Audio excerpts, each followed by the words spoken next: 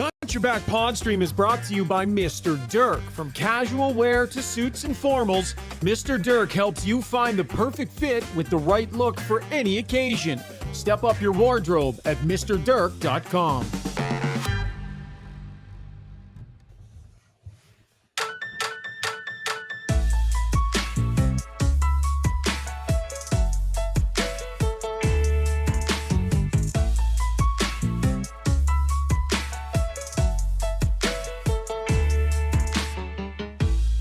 I think our best hockey is only still coming. I think we've been building throughout the playoffs, and you've seen our game get better and better as we've gone. And I think our best hockey is still to be played. And make no mistake, folks, they're going to need their best hockey of the playoffs to get by the Dallas Stars. They've beaten the Colorado Avalanche. They've beaten the Winnipeg Jets. They are serious, significant business. And this is going to be a fantastic series. Welcome to Got Your Back Series Preview Conference Final, second straight year. Oilers and the Dallas Stars. We're loaded tonight. We've got Struddy. We've got Brownie. We've got Ryan Marsh coming up a little later to do the tactical breakdown. We've got Subi. We're going to have a ton of fun tonight, folks. Welcome to Got Your Back. As always, presented by Play Alberta. When you gamble, use your game sense. Play Alberta makes it easy to set deposit limits, time limits, and more so you can play casino games and bet on sports safely, securely, and responsibly. Everything you need to know is at playalberta.ca. I am in my Adrenaline Diesel studio. They got an all-new 24/7 mobile service truck ready for roadside emergencies, scheduled repairs, and expert diagnostics anytime, anywhere. If you need them, give them a call, 780-907-1965. That's extension 119. 780-907-1965. Extension 119. Oh, boys, it feels like it's been like a month, Struds. It's only been like 5 or 6 days, but feels like we haven't done a show forever. I'm so excited to be firing up a preview show tonight, my friend.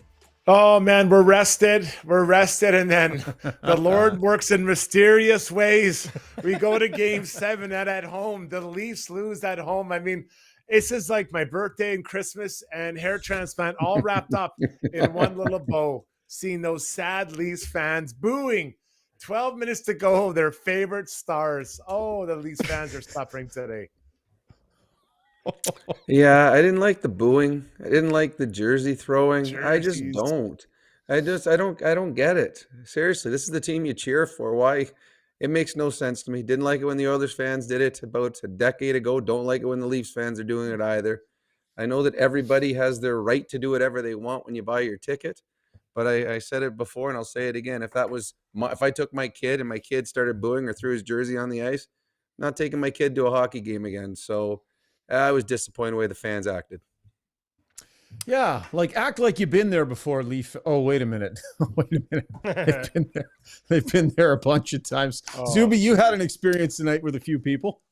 Yeah, I went to a pub here in town with a couple of Leaf fans, guys who play on my hockey team, and yeah, it was kind of what they expected. My one buddy, he even said, I woke up on Friday feeling really good about Game 6. I felt they were going to win Game 6, and then he said, I woke up today and I had no feeling. And so I think that feeling changed. That no feeling changed pretty drastically in the second period. And if I may shout out my father, here, as I know him and my mom are always watching and listening, to people throwing their jerseys on the ice, let me quote my dad, because he would say about those people, they have more money than brains. That's what my dad would say about those people. So. Yeah, that's a couple $100. Yeah. Couple of $300 you're chucking it onto the ice. Good advice. Braden Bowers says, heard they were chanting, let's go Oilers in the third. LOL. Yeah, I saw some of those tweets too from inside the building, Brownie. There's some quickly converted to Oiler fans in the stands there tonight, buddy.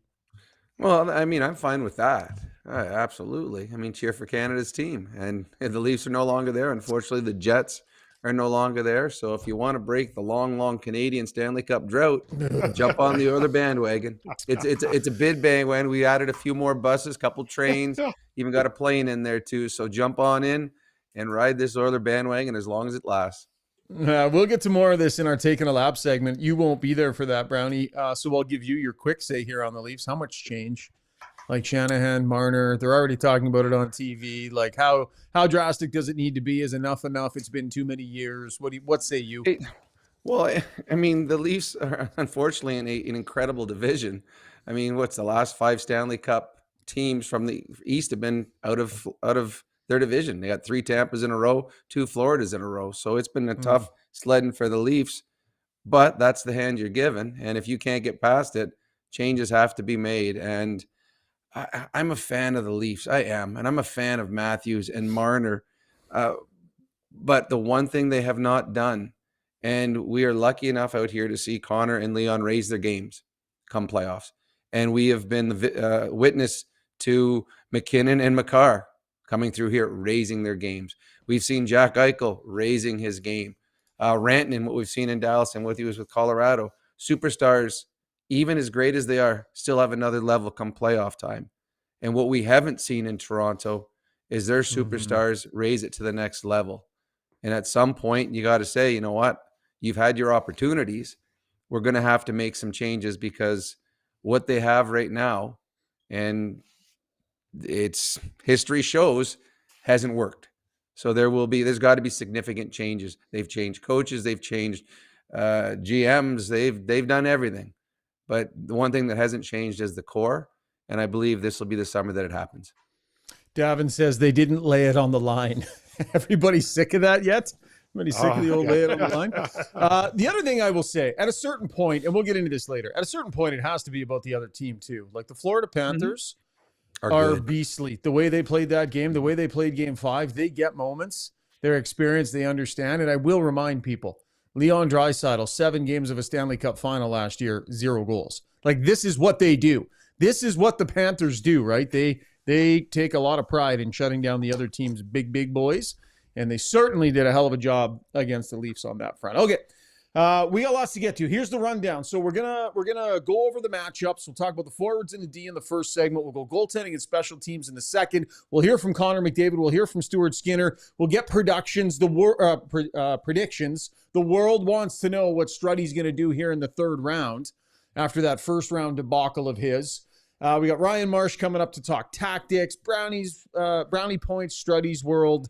We got a full show. So let's just rock and roll and get to it with our breakdown brought to you by the Alberta Ram dealers. Ram trucks continue to deliver with power, style, and innovation. The 2025 Ram 1500 features a bold new powertrain, redesigned exterior, and state-of-the-art technology. Check out the most awarded light-duty truck ever. See your Ram dealer today. Right off the hop, we get to Connor McDavid talking about the Dallas Stars. They got scoring all over. I think Robert said, 8 20 goal scorers, something like that. Incredibly deep. Good D, great goalie. A really good team. Be a good test. Stuart Skinner on the experience that this team has had and how it helps them and him. I mean, it's massive. I know for myself personally, being able to be in the situation that I've been in, even just this whole season, postseason, all that. If I didn't have the experience in the past years, I could have been in a lot of a darker place. So yeah, I think experience has so much to do with going forward and being able to find ways to win and just staying mature about kind of the way things are going. So. Again, we have a veteran team, right?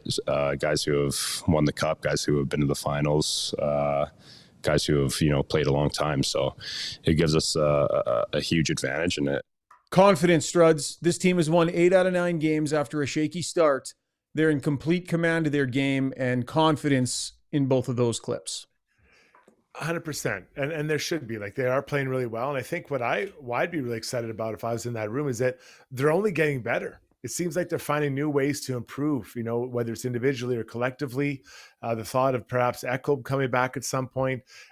Trent Frederick has to get better. Not that he's been terrible, but his feet will start feeling better and he'll start, or his ankle, I should say, and he'll start cranking it up. So there's opportunity to improve here, but they're just stretching legs, finding their way, Brownie. So I'm excited if I'm in that room about what is possible to just keep going.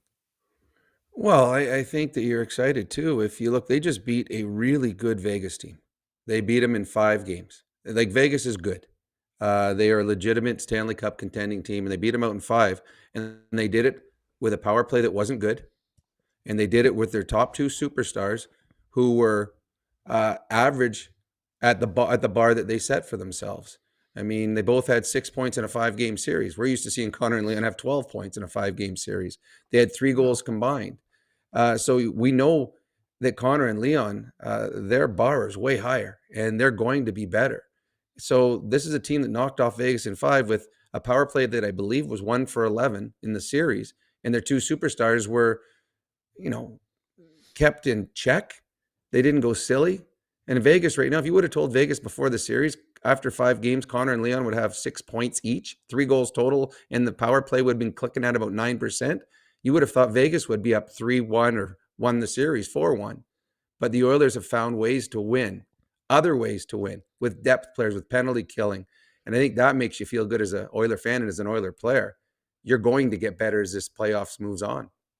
I think that's a great point, because we'll get to the special teams matchup coming up in our next segment, but definitely the numbers would say that it's advantage Dallas, but there's lots of room for growth there by the Edmonton Oilers. Would you guys agree that both of the teams Dallas beat were better than both of the teams that the Oilers have beat, though? Like, did Dallas not just knock off the 2 better teams, or would you put either Vegas or LA ahead of Winnipeg or Colorado? I think the Dallas Stars have just run right through the best in the West outside of Edmonton. I agree. I think I had Colorado going to the Stanley Cup Finals. I thought like that was the team that I felt the Edmonton Oilers would have the hardest time against, and they didn't get out of the first round. I thought the Oilers would have a tougher time against Winnipeg than they would against Dallas, just because of the physicality of Winnipeg.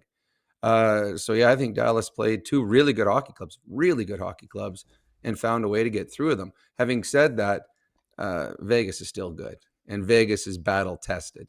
So Vegas, to me, there was 5 teams. I think LA is kind of the outlier of the teams that both Edmonton and Dallas beat. Yeah, I think because Vegas also had a ton of 20-goal scorers, right? They had them all over their lineup too. Like Connor brought it up, but there was tons to Vegas. So that team can score as well. Mm-hmm. And, Vegas's D is pretty good, guys. Like it's Pietrangelo, Theodore, Heiskanen, Harley. Yeah. I'd probably take Dallas's, but Vegas is pretty good too. And those guys have won a Stanley Cup in Vegas. Then you go on to Lindell, Lindell. Then you got on the other side, you got McCabe, Haig. Like both teams' D are pretty good. I would take Andre over Hill. But there are some comparisons there. Like Vegas is a really good team, and Oilers made it look pretty pedestrian. I think Vegas has better defense than Dallas overall. I think Dallas's top 3 are good, but I think the 6 Vegas defensemen are better than the 6 Dallas Stars defensemen. Mm-hmm. Yeah, at the bottom end. Yeah, for sure. Yep. Yeah, we'll get into that in our next segment. Right now, we're going to break down the forward units. First, always interesting, Sunday night pod. You never know what you're going to get. Sarah Coles chimes in. Who here is painting their toenails while listening? We're here for it, Sarah. Welcome. Whatever you need to do to pass the time while you're listening. Hank 809 says, does cutting toenails count? Yes, Hank, I would suggest that counts. However you pass the time listening to us, thank you for making us part of your Sunday night. Guys, let's get to the forward units. The matchup up front. You heard Connor McDavid talk about a very deep Dallas forward unit. Pulling lines off daily faceoff. Granlund, Rupe Hintz, Mikko Rantanen as a top line. Jamie Benn, Matt Duchene, Tyler Seguin. Oh, you know all these names. These are legit big-time players. How about a third line of Jason Robertson, Wyatt Johnson? They have Petrovic here, but they often play 11 and 7 and move guys around. Marchment, Sam Steele, and Dodonov as well. So, Brownie, maybe get us started. Your thoughts, depth-wise, the Oilers versus the Stars here. I think Dallas is better up front than they were last year because they have Rantanen. Rantanen, to me, is top 5 player in the world, top 5 forward in the world, and he makes a difference. But if I'm comparing the 12 forwards against 12 forwards, I have the Oilers forwards better. I think the Oilers are deeper up front than the Dallas Stars. I think the Oilers depth players are brewing with confidence right now, and the Dallas Stars depth players have been quiet in these playoffs. I mean, Duchene has not been good or not been productive. Ben has not been productive. Marchment hasn't been productive. Robertson just coming back from injury, yet to be productive. So to me, up front, I think the Oilers have and it's not even a close. I think the Oilers have a huge edge up front in the 12 forwards. I think they, again, I think this is the Dallas Stars are an easier opportunity for the Oilers than the Jets would have been. I don't think they're as deep as the Oilers up front, Struds. Yeah, that's a tough one. I know where you're going with that, and I hear you. Obviously, the Oilers' highest of high is higher with Connor Leon. Then you go through. I want to say the middle group, Brownie would be stronger. I'm looking at guys like Wyatt Johnson. I'm looking at Robertson. These types of guys, their middle, I think, is stronger than the Oilers' middle. But what I would say to you, Brownie, is that the Oilers forwards are infinitely more physical than the Dallas Stars forwards. It's not even close. So there's Jamie Benn, love the way he plays. I'm never going to challenge him. Really good player. Mikko Rantanen plays big, and he like we saw him the other night, hurt Josh Morrissey. Not on purpose. He's just a big guy. People run into big guys. Bad things happen when you run in. But Rupe Hintz isn't running around hitting guys. Granlund's not running around. The Duke, Sagan, Wyatt Johnson, Marchment will. So the Oilers forwards group is way more physical. And I think that what they're going to do is they're going to pound these guys. They're going to pound them every shift, every warm-up in the back alley. They're going to pound these guys into submission. And case in point, ask Pietrangelo how he felt at the end of last series. But if all you're doing is throwing hits, that means you don't have the puck. Like, how's that winning hockey, guys? My tongue in the cheek firmly here. No, I hear what you're saying, but I think it's different because you can invest in game 1 for game 7, Shaugger, whereas a regular season game, you're not investing in period 1 for period 3. So, but I don't know, that middle tier there's some good talent in that middle. Yeah, but still, it's not even close. I'd take Henrique, Kane, and Brown over top of Duchesne, Ben, and Sagan. I would. But skill-wise, would you still? I think skill-wise, you're more talented than middle. Skill-wise, you take those guys over them? 12 years ago, Ben and Sagan were more skilled. Not now. Yeah, but what are their stats in the playoffs?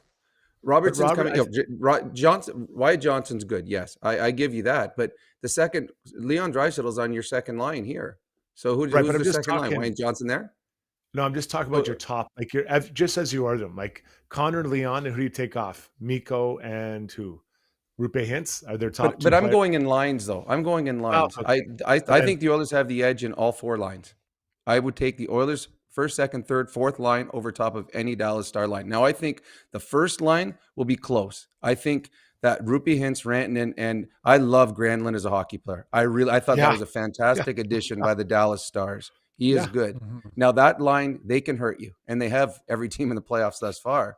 But after that, I give an edge in every other line to the Edmonton Oilers. And that's nothing against what the Dallas Stars have. I just think the Oilers are that strong up front. Yeah, I think that the Oilers obviously have the better high end. I think through the middle, the Oilers have some guys that are playing better than the middle of the lineup guys for Dallas and contributing in a more meaningful way than the middle of the lineup guys. And I think their role players, their physicality, Mason Marchment, he's going to be in one here in this series. He's going to be staring down the barrel of Trent Frederick and Evander Kane and Darnell Nurse. How's Mason Marchment going to kind of Corey Perry do his thing, right? They just don't have a lot of that. So I think I'm with Brownie on this one in terms of where the overall depth is. The other thing, too, you guys remember Mikko Rantanen's first game with the Stars was against Edmonton. And do you remember the night he had? Do you remember the way the Oilers played him? They hammered him. Was it 2 or 3 times?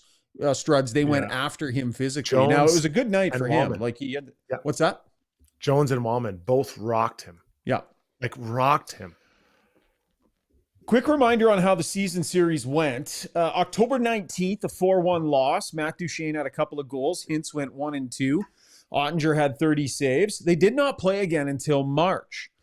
5-4 win for the Oilers. Rantanen's debut. Hyman had 2 and 1. McDavid had 1 and 1. The Stars mounted a late comeback. The Oilers hold on and win.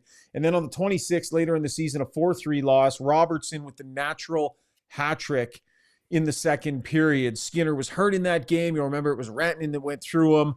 And that really messed up the end of Stuart Skinner's year. So the Oilers mixed results against them. But that 5-4 win, a lot of good players in both lineups for that game, and the Oilers ended up coming out with the victory. Yeah, interesting. This Rantanen thing, guys. The one thing about Rantanen, Brownie, on any given night, he can be as good or better than either McDavid or Draisaitl. And there are only a couple teams in the league that have a guy that you could say that about heading into a playoff series. No, you're right. I mean, Kucherov in Tampa could have one of those nights. McKinnon obviously can have one of those nights. There's very few that can, but Rantanen we've seen and we've watched in the playoffs. I mean, Colorado had Game 7 all locked up, 2-0 lead in the third period. Then Rantanen went 3-1 in the third period. So he has the ability to change the game. The Dallas Stars have a power play that has a dangerous weapon on it in Rantanen. He made their power play much better just by him being out there, and their power play won the series against the Jets with the overtime winning goal. So, yes, Rantanen is the teams. There's a lot of similarities between this year's team and last year's team for both the Oilers and the Stars. But the one thing that the Stars have improved on, they've got a superstar in their lineup that they did not have last year. And Mikko Rantanen, Struds, he is a superstar. He is. He's one of my favorite players in the league and has been since that series they had against Colorado when he was on his own line. And I remember Giordano, another guy, were trying to get a puck for. He just played keep away. He would not even let them touch the puck. So this is going to be a challenge for sure. There's no doubt about it. But I think it was you, Shaugger, who talked about Mason Marchment. He's going to have his hands full. And Kane and Frederick and Perry are going to be teeing off. They are going after Robertson, Wyatt Johnson, Rupe Hintz, and just going on. And Jamie Benn's going to try to run around and slow them down because that's the kind of guy he is. It won't. I think they're going to just pound this group into submission, pound them into the ground. Having said that, Strud, that's what the Jets just did. The Jets are the most physical team in the playoffs, and they tried doing it too. And the Dallas Stars did find a way to get through them. So. It's something that they're used to, but their top line couldn't score. Like they I don't think that they were as good, right? Like they weren't. Their power play wasn't great, although the Oilers' power play has been great. But there's more scoring, I think, through that Oilers lineup than we saw with the Jets. Muted, buddy. Muted still, Shaugger. Still muted. But you seem like you're really into this. Yeah. Sorry. I was making a good point. That was probably my best point of the year, and now I've forgotten it. Sneaky good addition, Struddy, for the Stars was Granlund. I mean, they grabbed him out of San Jose where it was quiet down there. He's had a natural Hattie in the playoffs for them. Different player, wasn't in the series last year, and can make a difference on some nights. Yeah, he can. And I think CC was as well, right? And we'll get to him. But both those guys, they got him. I think it does help. So, and that line is really good. That Rupe Hintz line is good and heavy, but it all goes around Rantanen. It all circles around him, right? That's the guy I think that you have to really be focused in on. And I'll be interested to see what they do for deep pairings against that group. Do they let everyone go out there against them? The Oilers, that is. Yeah. We'll see. Maybe Marshy will have a thought on that. Okay, guys, I want to talk about Mark Scheifele. And we're going to do that in conjunction with our Relentless Player, brought to you by UCAN Youth Services. You're looking to hire entry-level staff for your company? UCAN Youth Services trains youth in pre-employment skills to help get them ready, willing, and able to join your team. Check out www.ucan.ca for more information. Obviously not the Relentless Player of the day, the Relentless Person of the day yesterday. I don't even know what the right word is. Moving, difficult, gut-wrenching, just intense, emotional stuff for Mark Scheifele to have gone through the other day. Struds, what did you think when you heard that he was going to play? And then just the range of emotions from the goal to the penalty to the loss to the handshakes. Like, my goodness, Scheifele was relentless yesterday, and it was really something. Yeah, I saw it from Sean Reynolds that the father had passed. Mr. Scheifele had passed early. I was like, oh my God, what a tough situation for his family, right? And then as soon as I saw it, I'm like, he's going to play. Like, I know that if it was my dad, he'd be like, I would want him to play. I think that anyone would want him to play. And so for him to gut it out like he did, score like he did, and then in the penalty box, like, tough sequence there on the penalty and the penalty call, all that. I mean, we can debate whether it was, should have been called or not, but I love that Lowry went and got him out of the box. Like, man, just come on out here. Like, this isn't on you. We all wear this one. But I just felt terrible. Then that line, I was tearing up looking through that line as they shook hands, like, just awful. So I just think about him and his family so much. And And honestly, guys, and this is going to sound probably in some way mean, I'm glad the Jets lost so he could go home and be with his family. Like I think he needs to be with his family. That's how I see it from my seat, Brownie. Well, you're right. And again, I was 100% certain he was playing. It's if it's a regular season game, it's obviously different, but the importance of the game, and I mean, his dad was his biggest fan. So his dad certainly would have wanted him to play. And then he wants to go out there and have a night for him, have a special night for his dad. And he was, until unfortunately the very, very end. So that was heartbreaking. But I agree with you too, Struds. The game yesterday was played with a heavy heart, but played with emotion for him.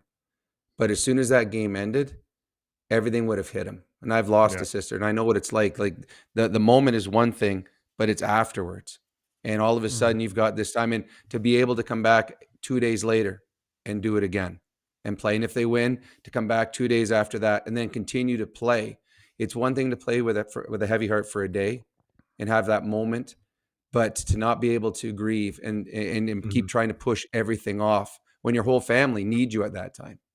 That would have been tough. So I wish it would have been a storybook ending for him in the Jets, but probably, and I don't know, probably it's better that now he has time to be with his family, because absolutely horrific for him to have to go through this. So my heart, again, I was like you, Struds. I had tears. I was watching that. I had tears. Yeah. I had tears when he was in the penalty box, when Lowry went in there, while he was in the line. And I just kept thinking the whole time, I'm like, what must be going through his mind all day long and sitting on the bench. And then the moments in the penalty box, that would have been crushing. Or, well, actually, the entire intermission, because he got it with 13 seconds to go in the third period. That entire intermission thinking, I got to go over to that penalty box. So an incredible performance by him, but my heart goes out for him. Yeah, I was actually thinking about you a little bit, Brownie, because when the game ended and he was going through his teammates and there were those long hugs, I remember the story that you shared with us about, when you got the worst news, how your teammates were there for you, and just what it might be like in a time like that to be surrounded by those people. And obviously the family comes first and foremost, but probably pretty comforting to him to have been surrounded by those teammates in that moment, for sure. 100%. He needed them. You need to lean on someone, because I imagine, I don't know if it's his family's like our family, and if when he goes home, he's going to be the one that everyone else leans on. So for a moment, he needed the crutch. He needed someone to be able to hang on to, someone to hold him up. And he had 25 players there and coaches that were there to hold him. So yeah, it's incredibly emotional. And you could see that not only did it affect his team after the series, the Dallas Stars, and they know what he went through. And it was shocking to wake up and see that on TSN, where they blurted out, and you're like, oh my God, no, please no. But I hope that he and his family find some happiness in thinking of the great times that they had with their father, their husband, over the next few days as they grieve. From everything I've read, a wonderful person. Yeah. Very unexpectedly lost my dad just all of a sudden out of the blue. And for him to have pulled it together and played a game, that's amazing stuff. That is relentless stuff. Okay, gentlemen, that'll wrap this segment. When we come back, let's get to previewing the goaltending, defense, and special teams. And then we will be making our predictions. Which way is Jason Strudwick going to go? Stay tuned and find out. You got her dialed in and got your back, presented by Play Alberta. Lots ahead. So at Timberhouse, our guiding philosophy is naturally inspired living. We believe that through design, we can solve problems and enhance people's lives. We follow biophilic design principles in all of our builds to incorporate natural materials, natural light, to enhance all the spaces in a home. When you have your space perfectly reflect who you are and what you value, and it's made well, we think that just leads to better living.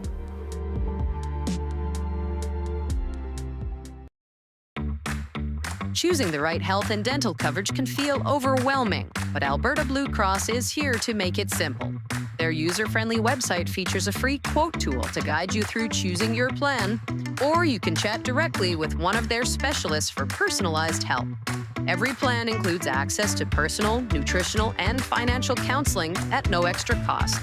Visit ab.bluecross.ca/personal to learn more. At Gallery Dental, we believe in blending exceptional care with artistry to create the perfect smile for you. From routine cleanings to advanced cosmetic procedures, our team is dedicated to providing top-notch care in a relaxed and comfortable environment. With state-of-the-art technology and a passion for perfection, we ensure that every visit is a positive experience. Join the Gallery Dental family and let us help you achieve a smile that you'll love to show off. Contact us today at secolandentistry.com.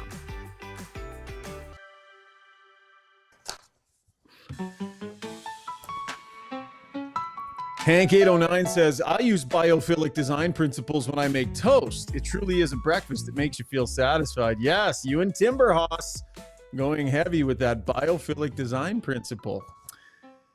Ronnie Oceanfront says, Shaugger, I'm in Sherwood Park. What's your address? Let's hit the sim. No chance, Ronnie. I appreciate that. We appreciate your contributions. I got a day left before I get on the road for the series here. I'm not going to spend it with Ronnie Oceanfront, but fire me a DM and maybe we'll get you a hat or something like that. Time now for takeaways. And takeaways is brought to you by...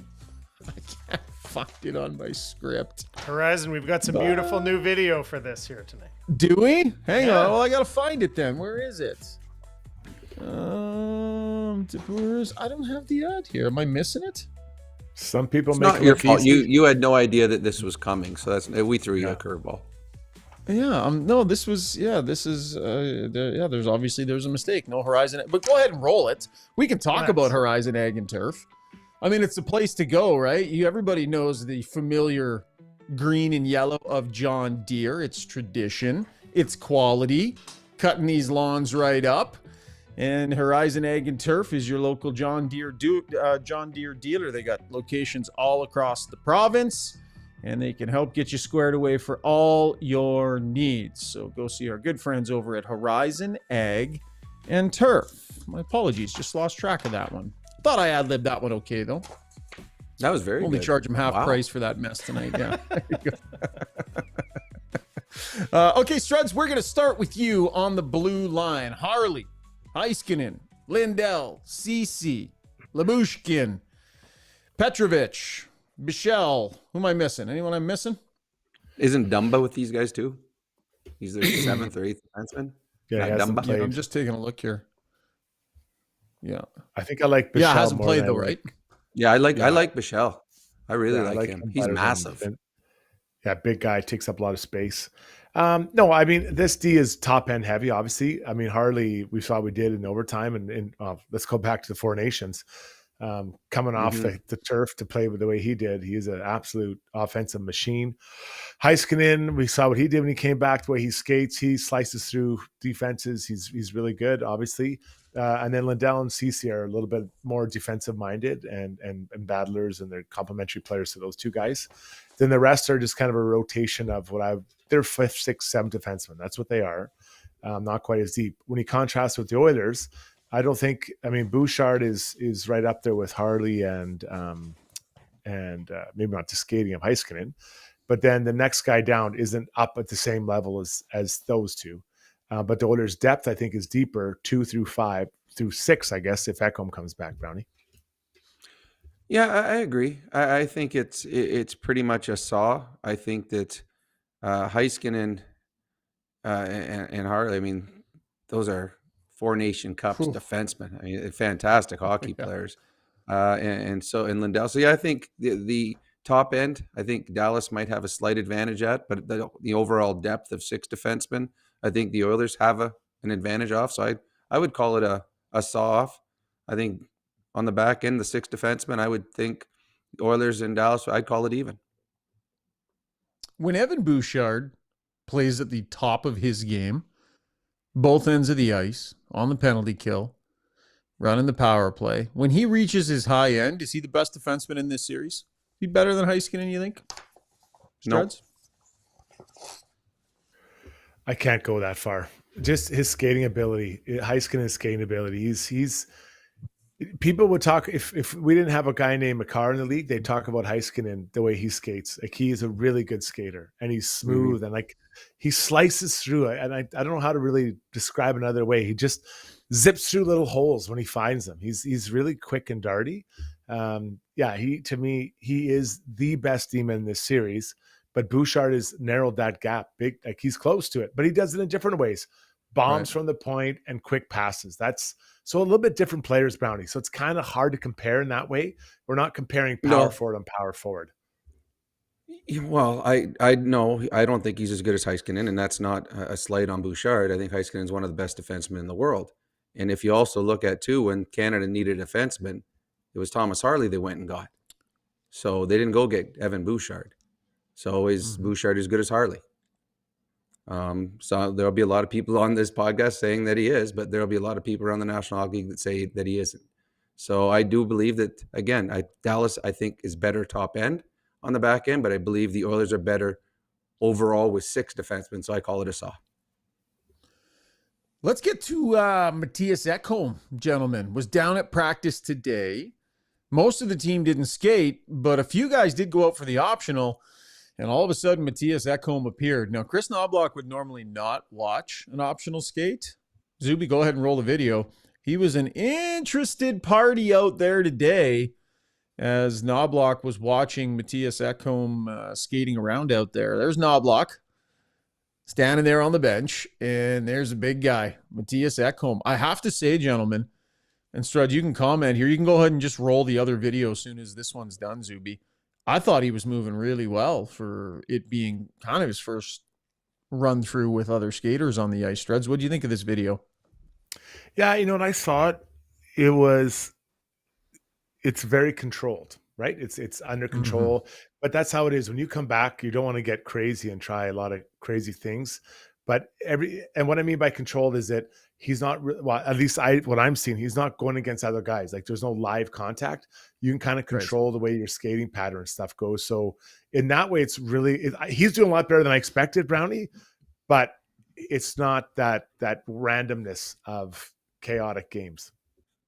I just hate watching it. I hate watching guys come back from injury, from being out for 6 weeks, and they all can skate way better than I ever could when I was healthy. It just makes me sick to my stomach. Oh, there's another guy. Oh, look, he hasn't skated in 10 months. Oh, he skates better than Brown does. So, yeah, no, it was he looked pretty comfortable out there. The next step is they'll be battling. And I think a lot of the teams, they have them in battle practices before they decide whether or not he's capable of taking the next step. But he did look good. I mean, all the transition from forward to backwards, turning up the ice, he looked very comfortable and in control in every one of them. Okay, to the goaltending matchup. Stuart Skinner, Jake Ottinger. Stuart Skinner got the better of this matchup last year. By the way, let's get to the Weiss Johnson soundbox here because I did chat with Skinner today. The team over at Weiss Johnson already seeing an increase in requests for air conditioners. So beat the rush. Make sure you give them a call right away if you're thinking about putting one in, specializing in servicing your existing mechanical systems or installing new ones. Weiss Johnson, there for all your home comfort needs. Visit Weiss-Johnson.com today. Stuart Skinner asked him today about Connor McDavid. I had to get it in there. See, well, you can let it go longer. I mean, why'd you cut? I almost forgot it. You got to let it go a little longer than that. That was terrible. We take 3-4 days off doing a show, and we forget about the most important elements. Basically, a big part of the reason why most people are on the live stream with us is this jingle. Just let it breathe. Stuart Skinner asked about Connor McDavid coming to his defense and saying he hopes it'll shut everybody the hell up about the doubters on Stuart Skinner. That's why, he's such a great captain. He's a great leader. And the fact that he's willing to say that for me shows a lot of, courage on his part and just shows a lot of love too. So, he's a fantastic guy. We all know him, and he's calm. He's just a great guy in the room. So, thanks, Davo. Thanks, Davo. There you go. All right, gentlemen, it was advantage Skinner last time around. Struds, what does your gut tell you about which way the goaltending battle is going to go this time around? Ottinger comes in with an 8-5 record, 2.47 goals against average. And he's playing some pretty good hockey right now. Yeah. So the last two games will obviously change my feeling about how it's going in. I think that Stewart will play better than his stats have been in the playoffs, and I think Ottinger will come softly down. So they'll meet in the middle, be a soft. Brownie. I think Ottinger's a better goaltender, and his career has shown that. But what we've seen in the playoffs, that all the goaltenders that are starting in the National Hockey League are capable of going on a run. Stuart Skinner did last year in the playoffs. The three Vezina Trophy candidates are all out of the playoffs right now. So, Yeah. uh, and a couple of them did not have good playoffs. So, he, Stuart Skinner's capable of outplaying Ottinger. He did last year. He's capable of doing it again this year. Over the course of 82 games, Ottinger's a better goaltender, but Stuart Skinner, and I've said it from the beginning, I'll continue. Stuart Skinner's good enough to lead this team to a Stanley Cup. And he will need to be, doesn't need to be as good as Ottinger, but the gap can't be huge. He's got to give them quality starts, and I feel he will. I don't know how. I do believe Ottinger will have a good playoff too. He was fantastic against Winnipeg, and I believe there was 2 games that the Jets were better in the games, but lost because Ottinger was better than Hellebuyck. Ottinger's having a very good playoff, and he is a very good goalie. I think it's going to be really important for Skinner to establish himself early on in this series. Just don't back your way into the series. That would be the one criticism that kind of hangs out there, right? Don't back into this thing. And I know it's not like he's going to try to, but grab it. But you finished but fantastic. I don't know if he can back into the series because I don't think he will stay in the net. You know what I mean? Like, What do you mean? is Pickard capable of playing yet or no? Because, I mean, if Okay, Skinner well, before that's could an have a interesting slow thought. start to the season, yeah, he could have a slow start to a series and continue to play. But now if he has a slow start and Pickard's healthy, Pickard's going in. So I don't think he can slowly get better as the series moves on because I don't know if he'd be in for the whole series then. Right. So the belief is that Pickard will be middle of the series by the time he's Okay. available. We're not seeing him. So I think it's going to kind of be Skinner or bust for the bulk of this series. I would think at least the first 4 games. We'll see if that changes, Brownie. Fair point by you that if Pickard's healthy, I think Skinner still has the net, but obviously you have a lot of faith in the other guy, so it might be a quicker change. But I just think Struddy, for Skinner to come off 2 shutout performances like that, if he comes out and establishes himself in game 1 of this series, to me, that's a statement by Stuart Skinner that layoff, no layoff, starter, whatever, he's planting a flag early in a series. I think if I remember, Skinner had a bit of a run there before Christmas. But to Brownie's point, there hasn't been a long stretch where he's really been feeling really good about himself. And these 2 shutouts might be that. They might just get it going. So I think that I would expect him to come out and be solid in game 1. I really think it's going to be because he's feeling good about his game at an important part of the season. So I think it's clear. I really do. .919 save percentage for Ottinger so far in the playoffs, .884 for Skinner. But again, coming off back-to-back shutouts. Bit of a flip-flop from last year's series in that Dallas held the edge at even strength play, quality of it, possession, all that sort of stuff. And Edmonton very much had the advantage on special teams. It flips this year, guys. Dallas at even strength, their numbers are not great. Where the Oilers have been dynamite in that way. Dallas has the better power play in the playoffs. Dallas has a better penalty kill in the playoffs here. Third, where the Oilers are down a fair amount. So a bit of a flip of the script here, Struds. I guess the question is, do the Oilers flip that switch, and does that power play just get back to where they're used to it being? There's room for growth there. Tons. And I think that's what they need to be really focused on. Figure out how do you unlock a pretty good Dallas penalty kill. What did Winnipeg do when they scored? What did they do when they didn't score? And what can we do? We being the Oilers, figure that out. And then the 5-on-5, I think that's a big deal. I think it's a really big deal because the Oilers don't take a ton of penalties. So if you don't get them on the power play, they can't use that perceived advantage or that, I guess, historical advantage we've seen in the first 2 rounds, Brownie. Well, I think in the last game, the game's Winnipeg, Dallas, I think there's only 1 penalty in the whole game. So Dallas played a very disciplined game as well. So if it's going to be a 5-on-5 game, that's good for the Oilers. If it gets into power plays, though, Dallas, their penalty killing unit, if they're one of the best in the league right now, as you said, They played against Colorado, who has a great power play, and Winnipeg, who has a great power play, and they found ways to shut those power plays down. So that's a good sign if you're a Dallas Star fan. I think part of the reason that the 5-on-5 numbers aren't good for the Dallas Stars is their depth scoring is not scoring. So if you're not getting any production offensively out of those players and they're only on for 1 or 2 against, all of a sudden everybody seems to be a minus player. So it has been Rantanen or his line mates that have carried the bulk of this team for a long time. And it goes a long ways to why I say that the Oilers, I think, are better up front. Is Dallas just is not getting production from players that they were expecting to get production from. Having said that, we're talking about Connor and Leon have not hit their stride yet. The Dallas Stars, they're here. They beat 2 really good teams with a lot of players that have underperformed. So now you're like, when will Duchesne get hot? When will Robertson get hot? You hope it's not in the next 2 weeks. Okay, there's the rundown. Forwards, defense, goaltending, special team. It's now time for us to plant the flag. I'm going to make a prediction. I'm going to predict that we are all going to predict this series exactly the same. Across the board, we're all going to have the exact same prediction. Just have this funny gut feeling. So let's get to it. Struddy, why don't we start with you, my friend? What are you going with? Oilers in 5. Write that down. I think that they're going to pound Dallas. I think they're going to pound these guys, and they can score at the same time. So I think it's different. They have more depth through their lineup than Jets did with scoring. I think it's going to be really, really heavy hitting, and they're going to soften them up. Brownie?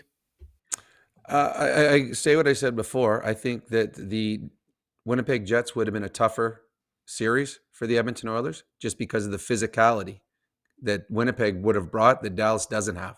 Dallas is not a physical team at all. And I think that hurts them against the Edmonton Oilers. I got the Oilers in 6, and I think they're going 6 games simply because I think Ottinger has the ability to steal 2. So that's why I'm going 6 games for the Edmonton Oilers. I had the Oilers winning in 6 games. So Struds was the outlier in this one. But all 3 of us take the Oilers. Zuby, what do you got, buddy? Yeah, I had to lean towards Oilers in 6 too. With that game 6 being the home game, I feel like that's the logical closeout game. So I'll sit on the fence with you guys. All right, I love it. Now let's see what you think. Our DeBoer's Golf Shop and Fitting Center YouTube poll. Zuby, hop in here. Golf season is here. Dust off the old clubs and get ready for the year. New grips, new driver. Heck, why not a whole new set? DeBoer's has you covered. Locally owned and operated. Been in business for over 25 years. Are ready to help you play better golf. 53rd Avenue and 99th Street, or at DeBoersGolf.com. Zuby, what's the poll tonight? Also, I'm just hitching my wagon to you, Shaugger, because we know so far you can't miss this year. So I just want to be on both series and number of games. Yeah. 2 for 2 so far. I thought that would have been worse than brownie points. But apparently not. No. And every time you bring it up, it gets less likely that you're going to get brownie points. It's hard to be less than 0 chance, but it is gone less than 0 chance. Struds, you had the best line last show. I think, Brownie, you'd already left. And I said to Strud, man, like, what do I got to do to get some brownie points? I thought maybe you get a little pat on the back, for calling both series right. And Struds is like, well, we'd love to, but we can't get our arm in there. Yours are in the way. I was there for that one. Yes, I was there for that one. That was such a good line. I was laughing about that later that night, you prick. Anyway, Zuby, what do you got, buddy? So the prediction to the chat here, to the stream, and I did it a little bit differently just to hopefully, even out the votes a little bit. We know the chat here is probably going to skew Oilers a little bit, so I said it this way. What's your prediction for the Western Conference Final? Oilers in 4 or 5, Oilers in 6, Oilers in 7, or Dallas wins. So we're giving Dallas across the board. We'll see what... what the masses have to say here this evening. And we will get to our results coming up just before Ask Us Anything. That was Takeaways brought to you by Horizon Ag and Turf. When we come back, we got Struddy's World. We got brownie points. Ryan Marsh going to join us too. So looking forward to it. Lots ahead here on Got Your Back, presented by PlayAlberta.ca. For over 60 years, Belvedere Golf and Country Club has delivered a high-quality membership experience to Edmonton and area. And now it's even better. Drainage and irrigation improvements in 2024 have taken course conditions to a new level. This commitment to long-term sustainability means exceptional playing conditions all season long. Belvedere's tee sheet availability is unmatched, so join now and experience golf the way it was meant to be played, on your schedule.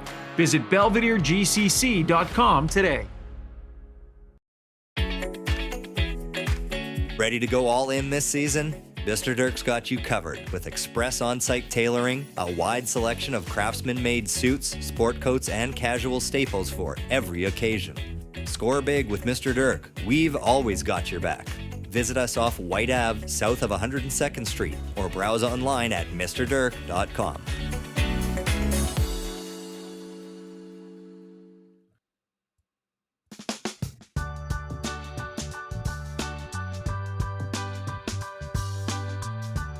All right, time now for Brownie Points, brought to you by Hamel's Premium Jerky, the ultimate jerky haul. They have you covered. 4 pounds of their mouth-watering jerky for $139, plus 5 free jerky-flavored pepperoni sticks with your order. Free shipping Alberta-wide as well. That's a whole lot of premium protein-packed goodness, perfect for road trips, the job site, wherever you want it. Go to albertajerky.com to order, or give them a call. Mention that Got Your Back sent you. Okay, Brownie, have at it, buddy. Be generous tonight. Well, I'm gonna start. I'm stealing some brownie points back. Maybe I'm saving some for Shaugger later in the season, but I'm taking 6 brownie points, minus 6 brownie points to the Leafs with Marner and Matthews, who are now 0-6 in Game 7s. The greats always get bigger in the bigger moments. Unfortunately for the Toronto Maple Leafs, their 2 biggest superstars have not had the success in the playoffs, which, as we were talking about earlier, might lead to some changes here in the off season. I got one big brownie point to the NHL that decided to throw an afternoon game into the Edmonton Oilers series. The 1 o'clock start makes absolutely no sense at all, but I'm a huge fan of afternoon games, and I'm really happy that the NHL made this really silly decision to have a 1 o'clock game on a Sunday. So thank you, NHL. Don't know why you did it, but thank you. 55 brownie points to Winnipeg Jets' Mark Scheifele, who played last night with a heavy heart, but had his father looking on at him from heaven as he scored the only Jets goal. So good on Mark Scheifele. I'm sure his father was bragging about him upstairs last night. I got 3 brownie points to the Dallas Stars that have knocked off a great Colorado team, and then the regular season's best Winnipeg Jets to make their way to the Western Conference Finals for the 3rd consecutive year. They have built a very good franchise in Dallas. Hopefully it will not be this year that they make their way back to the Stanley Cup Finals. And my last one, I got 3 brownie points to arguably the best third line in hockey. The Florida Panthers have 3 Four Nation Cups players on their third line, Luostarinen, Lundell, and Marchand, who tonight in Game 7, the third line of the Florida Panthers combined for 7 points and were plus 9. Pretty good third line the Florida Panthers can throw it at you. That's one of the reasons I think the Florida Panthers are even better this year than they were last year. And those tonight, Shaugger, are my brownie points. Oh, you just sent shivers down the spine of Oiler fans with that last statement. Better than they were last year. Struddy, do you concur? Seth Jones is pretty good too. Big D man. I think I take him over Albert Ekholm What? That was an awful way of. Sorry, I don't think that was even English. But yeah, I think those are 2 really good things for sure. And Marchand, Marchand. Whatever. That's how they say his name in Sweden, so you're good. Jinsey Roos says, love this show in all capital letters. Great work, everyone. Jinsey, you are just an absolute breath of fresh air. Thank you for the kind words. No ginger. Let's get to, good old Jinsey. Let's get to Struddy's world. Zuby, roll our cartoon. Let's see Cartoon Struddy. When you make a mistake, heads should roll. It's not right. And I'm here. Someone has to put their foot down. Now that I say it out loud, it does sound a little crazy. Gotta look good.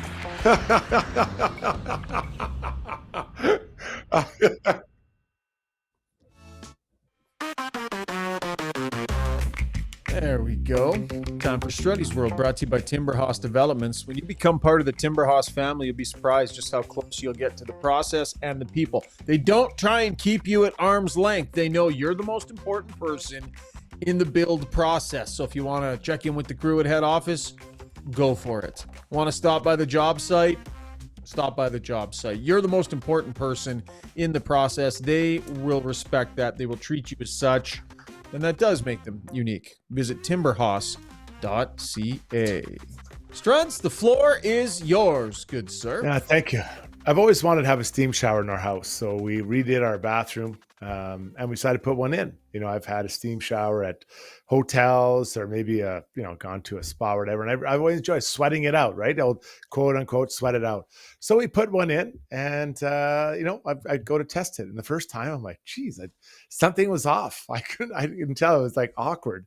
Second time I go in there, yeah, geez, it's still kind of awkward. I don't know what it is, and I realized, guys, I don't like being naked in my own shower when the steam shower's on. So the third time I go in, I'm putting shorts on. So I have a shower, I turn it on, and then I put workout shorts on, and I'm sitting we have a bench in there. And my wife walks up, she's like, I can't really say what she's saying, but you can imagine, like, what the F are you doing? I'm like, I'm having a steam shower. Like, why do you have shorts on? I don't feel comfortable naked in my own shower when I'm having a steam shower. So I guess I'm just expressing so I don't know why. I think if something happens, I want to be able to run out of there and not have everything going around. And I'm not embarrassed. Like I'm not one way or the other. I'm just kind of average, if you know what I'm talking about. So there's nothing I'm worried about, but it is a bit odd that I can't even shower my own thing. I've got to so now I have a pair of shorts hanging in our new shower so I can have a steam shower with it on. There's something wrong with you. Like some of the things that you say in your study world are weird, but we accept them. But the fact that you put shorts on to go into your shower, that's odd. That's right. That's really odd. No. You'll go to Finland and you'll sit in a sauna with 37 people and you'll be naked, but you won't sit in your shower naked. Yeah, no, even my wife's a mental health nurse. She can find help for you if you need it. I never, but I don't even when I'm in a spa, I realize I still put a towel on, right? And again, I'm not hiding or compensating for anything. I just don't I'm not a naked guy. I never slept naked in my life. Not one time. Not even as a baby. No. Never once. Yeah. Okay. So just to be clear, you will go in and you'll have your shower naked as the day you were born. And then when you decide it's time for my steam shower, you will exit the shower, put on shorts, and then go back into the steam shower for the steam shower portion. Now, do you stand or do you sit during the steam shower? Is there a sitting area in your? And it's a process. I've only done it a few times, but what I do is I play music, usually acoustic. I'll light a candle, right? It's really a whole moment. Then I reach out and grab the shorts. You got to get Shona's perspective on this. I'm texting her. Hey, are you up? It is. I would love to know what she was thinking when she walked in there and saw us. So what was wrong? Like you said, I went in there and it just something wasn't quite right. Yeah. So then you went and tried it again and something wasn't quite right. Yeah. It took you a little bit to realize what this was. It was just awkward. I felt awkward. I'm like, why am I sitting here naked? Like, I think if I'm standing, I'm okay to be naked. Like when I have had showers with other men, I never felt uncomfortable naked. Now, when I'm like, that didn't sound exactly how I meant it. But once I sit down, I feel like I should be covered up for some reason. I'm sure I'm not alone. There's others on the street. Yeah, I think you are. I think you're really alone. Was the only person that showers with a shorts on in his own house. Yes, I believe you're probably all alone. Now, all it is just steam. Like there's no water coming at you, right? All it is just steam. So there's no stream of water to be standing underneath to give you that shower feeling. You're just kind of just naked. You're just kind of there, naked in hot air. In the bench. Yeah, and it doesn't feel right. I think, again, standing, naked, okay. Sitting, covering. That's Why don't you just put a towel and sit on a towel like you were in a sauna at a health club? Still not. I can't. In there I still cover up. Anywhere I'm at, I cover up. Again, I've got nothing to hide. I'm not like good or bad, and I'm just average. In that way. This is way too much information. I got a visual. So I just don't need Joe to. jokes. If he says I'm just average, I'm just thinking about him standing there naked. Oh yeah, I guess that's average. Okay, Joe Doak says, quote, I'm not a naked person. Joe appreciated that quote from Struddy right there. Zuby, what else? I don't know. There's some of these, I can't even read a bunch of these, so I don't know. Well, of course, I go to Seinfeld. So Strud said, is he worried about shrinkage like George Costanza? That shouldn't be the issue in the steam room. No, like I said, that isn't. I just don't. I think when you're standing, it's okay to be naked. Once you sit down, you should cover. And that's basically in a nutshell. I think we got to It's wrap weird it because I'm sitting naked right now doing the podcast, and I have no problem doing this at all. from the waist down. Bottomless Yep. brownie. Bottomless brownie. Yep. That was Struddy's world. I wonder what Donnie Tolsma over at Timber House is thinking about this tonight. I'm sure we'll be hearing from him. Donnie. Nice work, Struds. That's a perfect Sunday night, Struddy's world. Okay, Brownie, with that, my friend, you were free to go and process that visual for the rest of the night. Well, I have a mental health nurse upstairs, and I will talk about Struddy's problems. I'll just say a friend asking for a friend, honey. And I'll explain the problem that Jason has, and I will get back. That'll be the poll next week. We'll have a poll. All these 4 answers of how Struds can do better in his steamer. All right. Brownie, I wish you an average to slightly below average night, bud. Oh, so now I got the visual again. Bye-bye. All right. See you, buddy. See you, buddy. Okay, Struddy, before we go to break, let's get to our scoreboard brought to you by Canadian Club. The all-new Canadian Club Classic 18-year-old high proof comes in at an incredible 58%, their highest proof Canadian Club Classic to date. It's a full-bodied whiskey with aromas of caramel, toffee, spicy vanilla, and rich oak with a butterscotch finish. We all know the one result from tonight, so it's not going to be so much a scoreboard, and I actually forgot to grab Brownie's prediction. But Struds, you've got the Florida Panthers and the Carolina Hurricanes. They're ready to rock and roll here in the Eastern Conference Final. Just a quick discussion, maybe a prediction on that one. What do you think? Well, I think they're both really well-coached teams, and they're both very organized in how they play, and they're going to play that way. Like, I don't think they're going to come out of it, and be like, okay, this isn't working, we'll try something else. I think this is going to be a really tough series. I think that people are underestimating the Carolina Hurricanes, but the Panthers won't. I think I got to go with the Panthers, though. I like your mention about the third line. I think Seth Jones makes a difference. So I'm going to go with the Panthers, but I think it's going to be a hard-fought series. I think we're looking at 6 or 7 here. What do you see? Yeah, I would call it very similar to that. I think it's the Panthers, potentially quicker. Now, I have to say, of all of the teams, I've probably sat and watched the least Carolina games start to finish, just because, frankly, they were a little hard to watch. The entertainment value, it's not that they're not a good team. So I would say I've watched less of them start to finish. But wouldn't it be something for the Florida Panthers 3 years in a row? My goodness. Crazy. That would be something impressive to make a Stanley Cup final.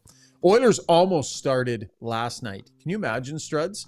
Had the other series wrapped up, the Oilers were set to start on Saturday night. Dallas would have had to get back from Winnipeg and host the Oilers on Saturday night.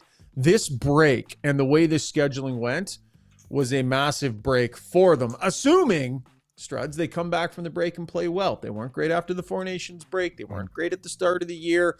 This group doesn't do fantastic with breaks, but this was one that was needed.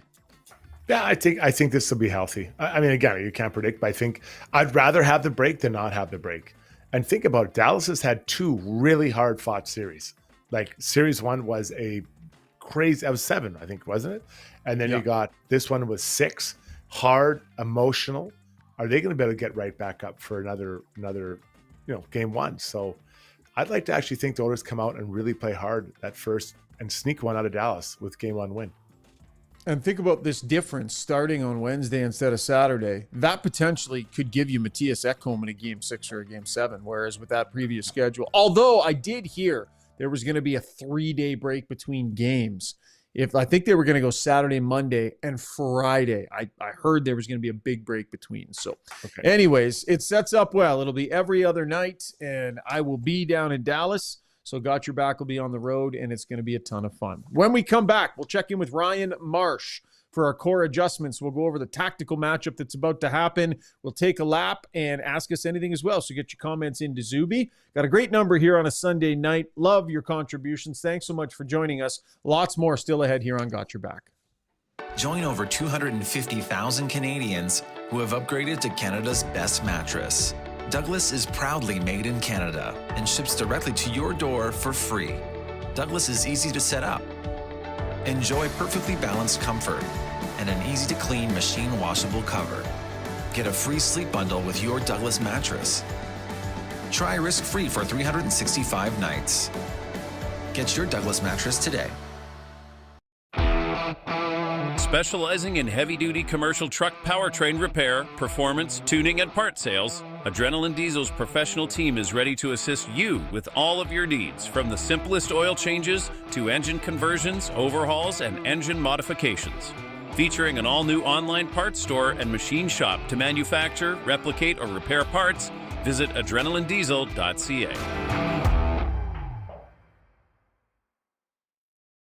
If you're considering a vinyl fence, don't be fooled by cheap marketplace imitations. Get top quality vinyl fence from a trusted company with 20 years in the industry. With locations in Calgary and Edmonton, check out dlrvinylproducts.ca. Okay.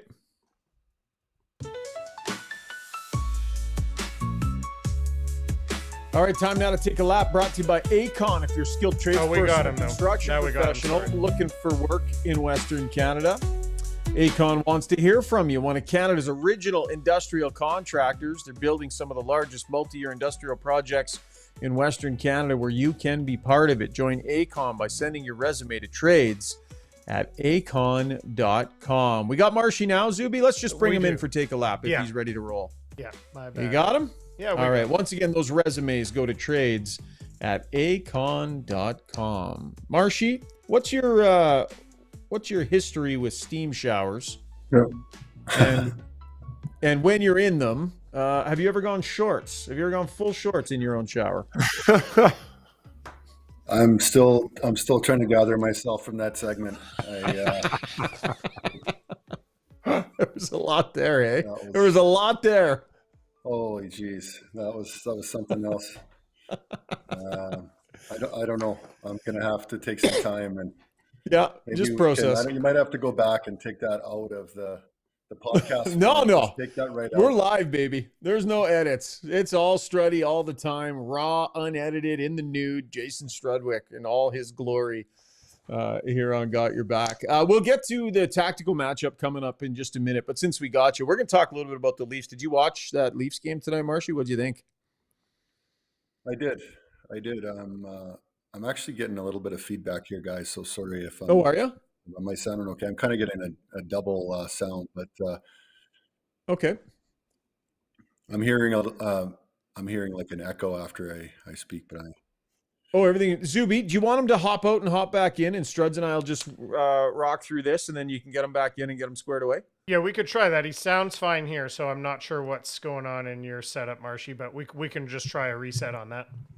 Okay, Paulie says Marshy goes full jockstrap in the steam room. Not sure about that. Struds, let's keep up our discussion about the Maple Leafs, because it's all we're going to hear for the next 3 or 4 days, at least until the Oilers have a game day for sure.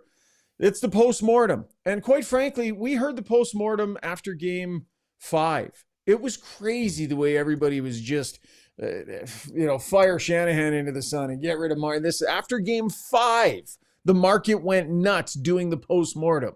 Now is the right time to do it. Now's the time to talk about what happens next, not after game 5. So let's do that, Struds.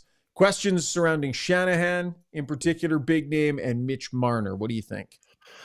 I think that this time the intensity is so hot that they're going to be real change, right? We're not talking about a coach. We're not talking about a GM. We're talking about, I think it'll be players on the team. Even if you're Mitch Marner, you've been there a long time.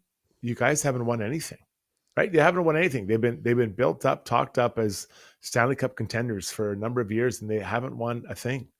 And winning's hard, I get it, but they're not there to just come and compete and show up and try. So I think that we're going to see some pretty significant change. And I wonder if Mitch Marner doesn't look and say, I need a change. I need to go somewhere else. And because his lasting memory as a Leaf in the last 12 minutes was getting booed and jerseys being tossed on the field, or on the ice, I should say. So I think he'll look, and I think the team will look for something different. I wonder if John Tavares, does he find, or do they find, something different for him? A different type of player, a player that's more direct, that attacks the net, more speed. And maybe some of those players are on Florida, Shaugger. Do you look at a Sam Bennett?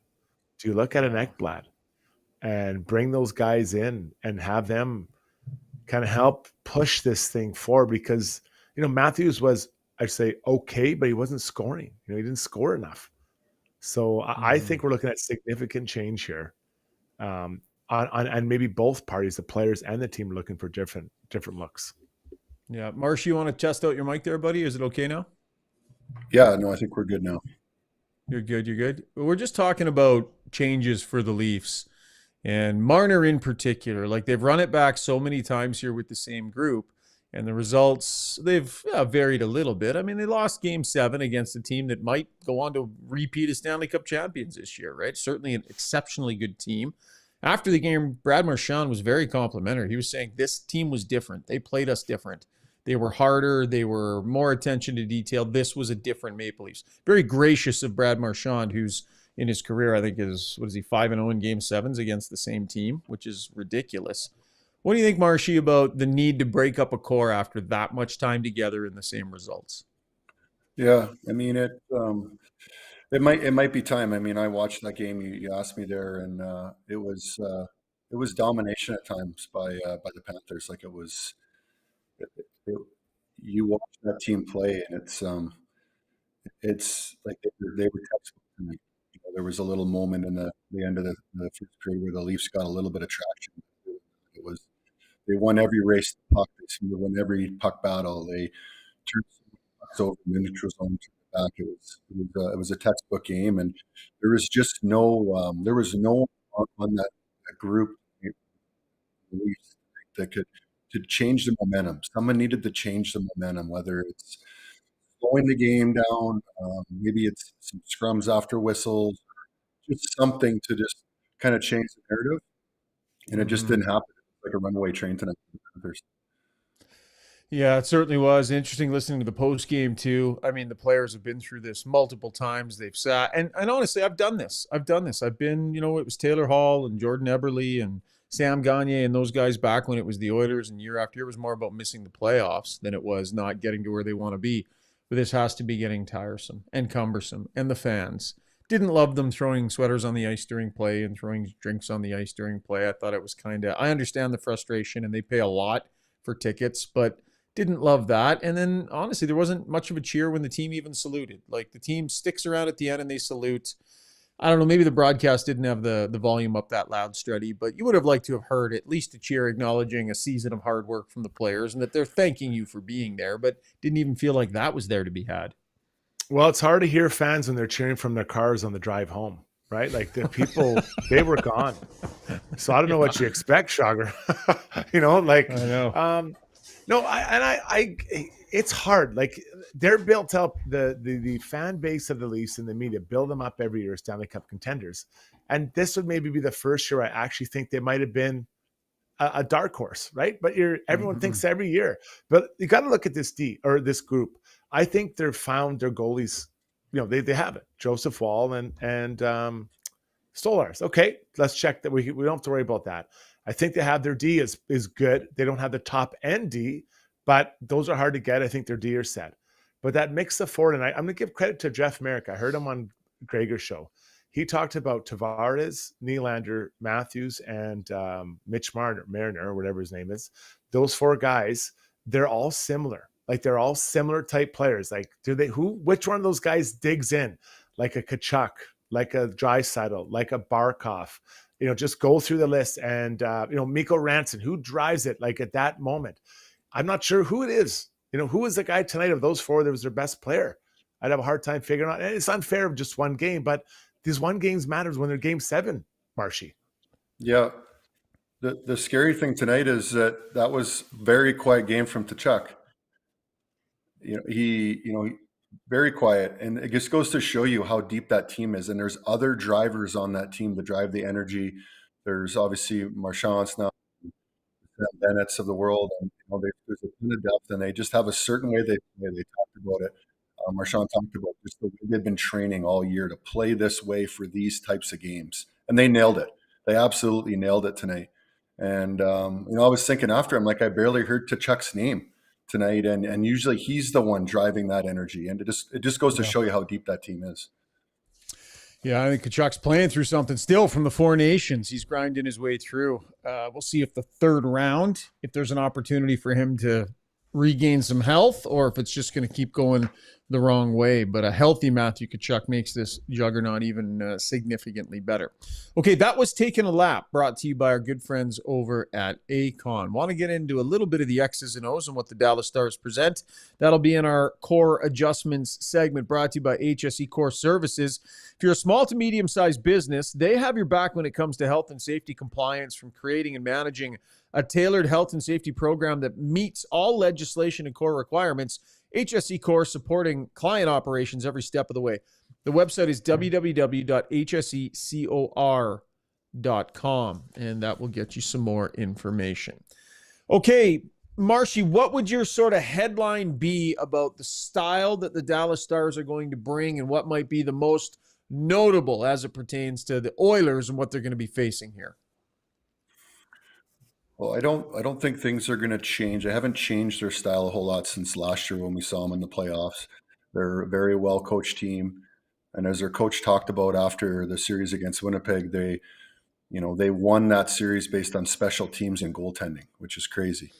He thought the 5-on-5 play of the team was just okay, but they're a team that has a little bit of a shock component to their breakouts.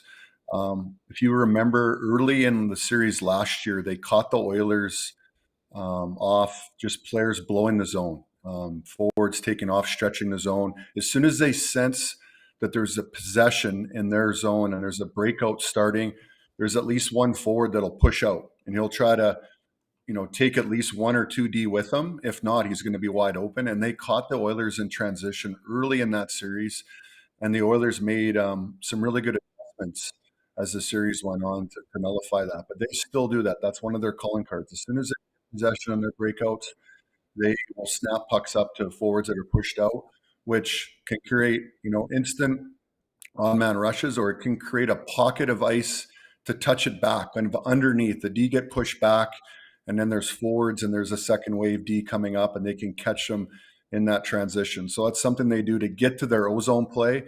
And I think you guys already talked about their depth and their scoring. Once they get there, they become very dangerous in their ozone play because they have guys that can score. They have guys that can shoot pucks, and they're streaky. There's some streaky scorers on that team that when they get hot, they can go on some runs. And then the other thing with regards to their offense is now Heiskanen can be in back, him and Harley. Like, they have 2 elite puck-moving D. Heiskanen is like almost like another forward at times. Like, he's just up and he's part of, whether it be the rush, whether it be the ozone, he is moving and he's up in that play a ton to create just little odd man situations and double up situations in the ozone. So they're going to have to pay, big attention to that. And they've been unique with the 7 and 11 look. The 7 and 11 look has been quite unique here. Where now there's a line without a winger. And so it's like now DeBoer can use Ratnan on different lines. He can use them on the finish line with Hintz and with Granlund. And then he can bring them back with Robertson and Johnson at times, or rotate different people through that. And almost like a joke, he's almost like a joker out there where you can move him around in different spots and he plays a lot. And Ratnan, and you guys have talked about how dangerous he is already. And so you're never really seeing always the same line at times. There's a difference. And then same with the D pairings.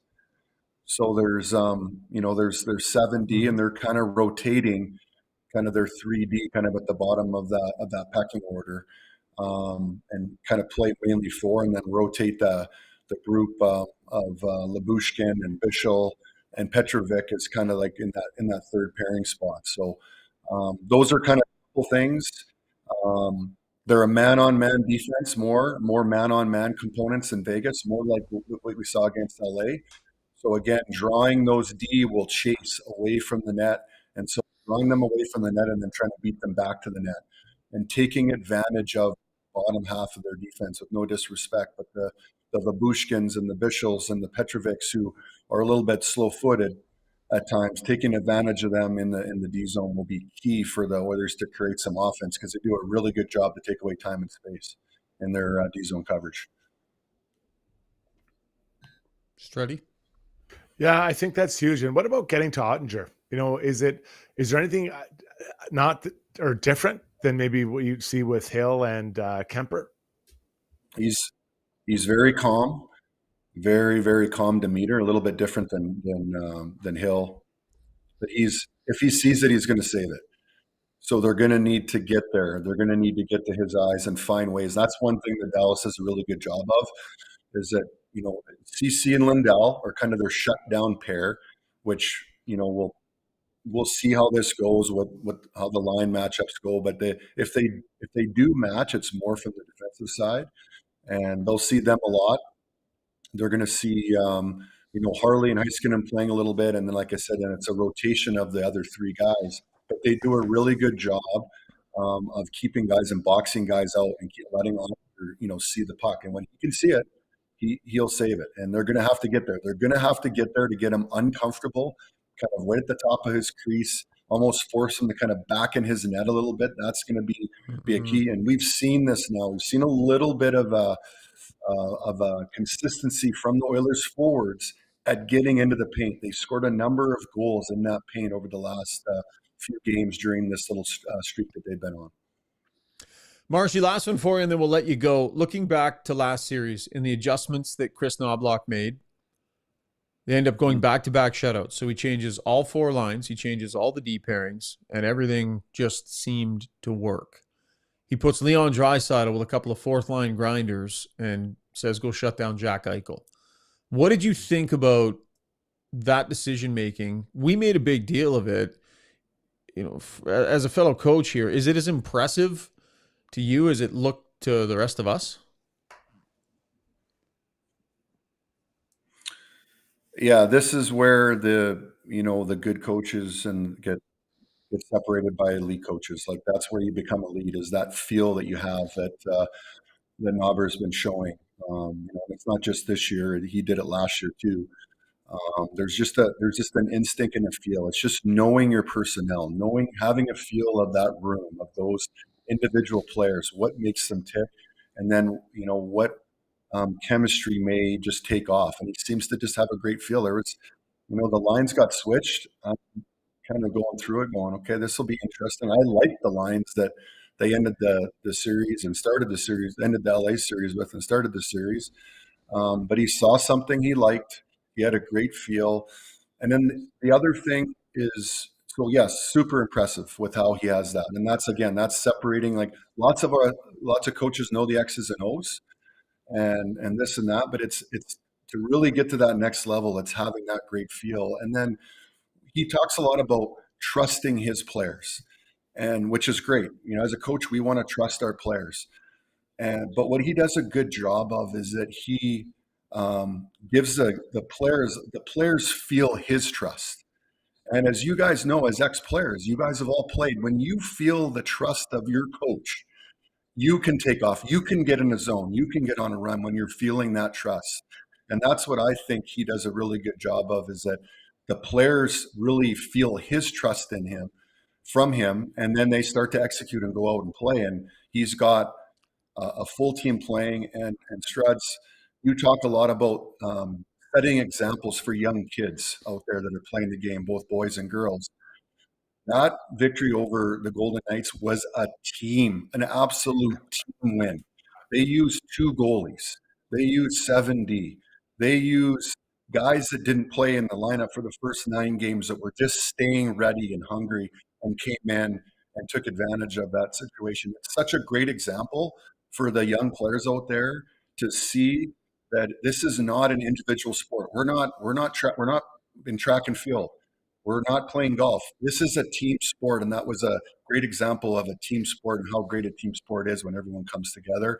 Both players that maybe aren't playing as much, and some that are playing a lot. Great example. Great stuff. Trizent says, love the meaty breakdown by Marsh. PhD level analysis. And the Blomskinator says, Marshy, devoid of emotions, still sees a clear path for Edmonton. This is good news. Yeah, he's all business, Marshy is. Just cool, calculated analysis. Marshy, thanks, buddy. That's a great breakdown. We appreciate it. Maybe we'll get you back at some point, and we'll do some more breaking down what we're seeing, pal. Sounds great, boys. You guys do a great job. Look forward to chatting with you again soon. Thanks, all buddy. right. Thank you, my friend. That is Ryan Marsh joining us here on Got Your Back. Okay. Time to get a lively stream engaged here, Zuby. Let's get to Ask Us Anything, brought to you by Mortgages by Maria. Is your mortgage renewal date just around the corner or coming up in 2025? Don't just roll over and accept the bank's first offer. With the right strategy and timing, you can take advantage of rate drops, saving you thousands and keeping more money in your pocket. Why pay the bank more than you need to? Get expert advice and smarter options. Contact Maria Gallus today at mortgagesbymaria.ca. All right, Zuby, I want to wrap up the poll, and then let's get to some of what the people are saying. Yeah, so the stream were equally bold as Ryan, myself, and Brownie tonight. When the question was posed, what's your prediction for the Western Conference Final? Oilers in 6, a pretty strong 57% to take it there. 28% of the electorate going with Struddy. They got Oilers in 4 or 5. 10% say Oilers in 7, and a measly, piddly, wrong 4% said Stars win. Now, who knows? Of course, we appreciate that this is an Oilers pod with Oilers fans in the chat. So.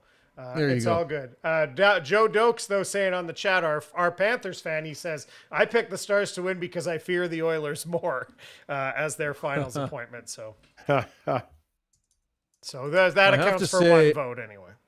Yeah, I was disappointed with this Leafs result. You know me, folks. You know that I don't cheer either way, but selfishly, I do cheer for direct flights. And Edmonton, Toronto was the last direct flight available in the Stanley Cup final for me. So Florida and Carolina are a nightmare to get to from Edmonton. So I was bummed at that result for that reason. Sorry, buddy. Thanks. First world problems. All right. Okay. Let's get to the stream here. Some interesting thoughts. I'm going to go right to Davin. He just sent this in a couple minutes ago, but someone else earlier had said something similar. He said, let's say the Oilers blow them out in the first 2 and Ekholm is ready for game 3. Do they even put him in? So let's just put it a little bit broader. How much of Ekholm, the time Ekholm draws in, is related to the situation of the series or just when he's ready? What's going to be the bigger factor, Shaugger? Bring him in when you need him. So if the series is going well, you're up 3-0 and they say he's ready, and you say to the trainer, would it be better if he had another 5 days? And the trainer says, absolutely. Then you give him the 5 days that he needs. If there's a time that he's available and you really need him, you go to him, Struds. Otherwise, a more conservative approach if the series is going well. You? I'm the same way. You got to make sure he's healthy. And if the series starts well, that means you're trending towards another Stanley Cup final, and you want this guy dialed in and healthy for that final, assuming it's going up. If it's not going well, not that you're more open to bringing it back before he's ready, but you're like, hey, buddy, let's see where we're at and really push it. Well, I think you remember, too, what happened when he came back before. Best intentions, training staff, everybody does the best job they can. No questioning that. And then boom. So more time is probably going to be better. Go ahead, Zuby. Okay, a couple people mentioning who they think maybe their difference makers will be for the Oilers. Paul Wood mentioning Kane and Hyman. We got our buddy Hank 809 there in Nagano, Japan, adding Perry, Henrique to the list. Who do you think could be an unsung hero, a difference maker, an X factor, if you will, Struddy? Klingberg. The way he moves the puck, again, Dallas isn't a super physical team, but they do come at you with pressure. And that, I think, is Klingberg understands pressure. He knows where to put the puck. He knows how to pass the puck, and he's not getting pounded. So I look at Klingberg could be a guy that could really sting his old team, Shauggy. Yeah, I think Jake Wallman has a chance to make a big difference in this series too. Be a different series for him. I don't, as you talked about before, know that they'll be under a tremendous amount of pressure. So I think guys with composure and that can move the puck and skate well. I think so. Wallman, I think Oiler fan, I think they already appreciate him a lot. But in this series against this team, I like what he might be able to bring him. Just picking a name. I like that. Okay, I gotta go. This is funny. Sarah Cole said, "I'll trade jobs with Ryan, and he can answer 100 phone calls, and I'll fly in direct and hit steamer." I know. I shouldn't complain about it. It's just I remember last year, man, during that Cup final, like we'd leave the hotel in Florida at 6 a.m. and I'd walk through the door at 11 at night. It was nuts, but whatever. It'll be fun. It's gonna be a blast either way. So looking forward to whatever is to come. Okay, CJL saying he thinks Draisaitl will be tasked with shutting down the Rantanen line. Obelisk adding, will the Oilers play a hard match on Rantanen on home ice? So, you know, we had lots of talk on here on the effectiveness or whether or not it was a good use of Draisaitl's talents to have him in that defensive role. Do you think we'll see it again on home ice in this series? Struddy, you go first. You know what? I think you might. And you know what I like about is that if they do match that up, I feel very comfortable having McDavid playing against Matt Duchene and or Wyatt Johnson, and same with Henrique's line, right? Like that's a pretty comfortable matchup. So yeah, you're not going to probably get that matchup on the road though. Was that practice yesterday? And same line combinations. They had the that Draisaitl line put back together. Although Connor Brown wasn't on the ice, it was a maintenance day. But he's keeping that line together. He kept that line together even when they were on the road and didn't have last change. So it would make sense. And challenging that line with Rantanen would be similar to the idea of throwing him out there against Jack Eichel and saying, "Go get it done." So it'll be more up to Dallas in the matchup game on the road, but he seems to like that line, and there'll be another full skate tomorrow. We'll see if they stay with it again.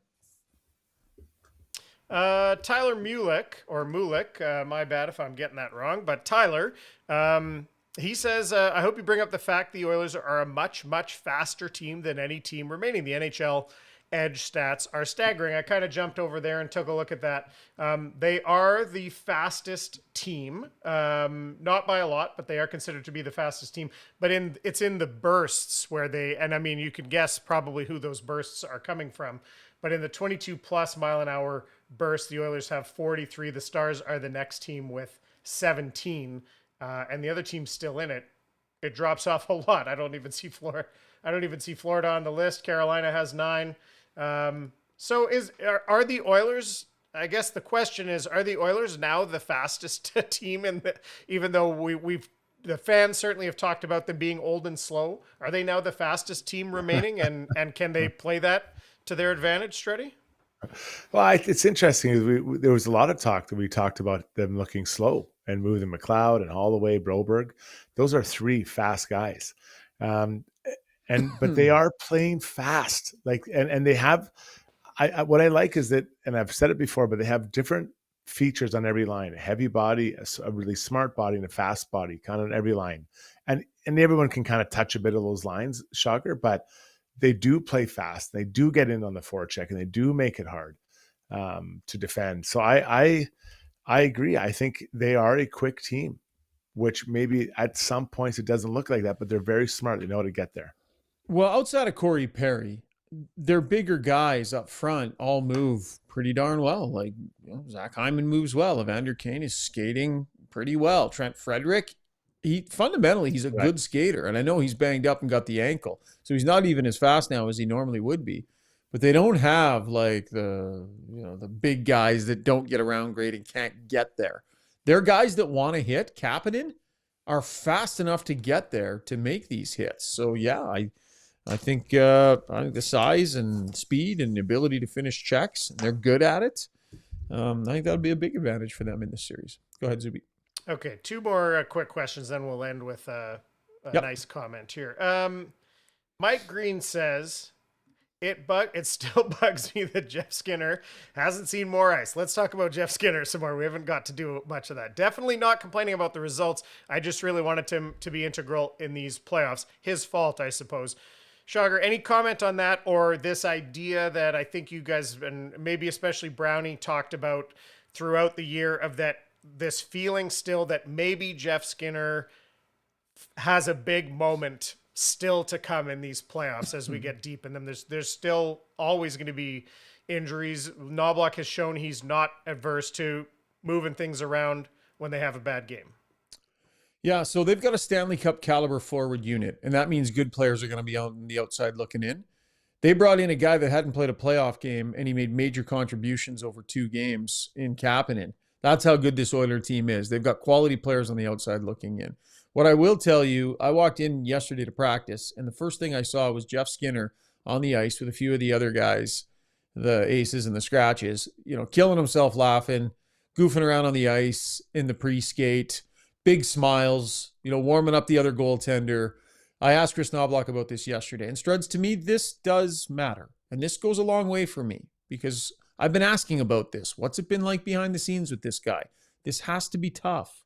He's waited his whole life for this opportunity. And there is a great appreciation for Skinner and the way he's handling it, the pro that he's being, the way he's being behind the scenes. And I saw that on the ice the other day, and I thought, good for him. Like that's the way to be right now, Struds. So that's meaningful to me. And if the right player gets hurt, maybe he does get a look. Yeah. Right now, I don't see a way for him to get in the lineup without an injury. Yeah. Yeah. Well, exactly. Yeah. Without an injury, because you got Arvidsson sitting there ready to go.